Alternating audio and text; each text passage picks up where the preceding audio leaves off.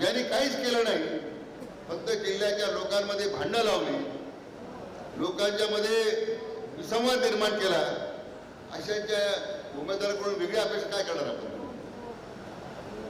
भारतीय जनता पार्टीचे पालकमंत्री नामदार राधाकृष्ण विखे साहेब यांनी काल त्यांच्या पुत्राच्या खासदार सुजय विखे यांच्या पक्ष कार्यालयाचं उद्घाटन केलं आणि त्या कार्यक्रमामध्ये प्रेससमोर त्यांनी सांगितलं की या जिल्ह्याचं आदरणीय पवारसाहेबांनी वाटोळं केलं. ते हे विसरले की पवारसाहेबांनी आणलेली सुपा MIDC आज या जिल्ह्यामधली 1 नंबरची MIDC आहे. या व्यतिरिक्त आपण या जिल्ह्यामध्ये कित्येक पिढ्या सत्तेमध्ये आहात. आपण ज्या MIDC उभा केल्या त्यातली एकही MIDC आज सुस्थितीमध्ये नाही.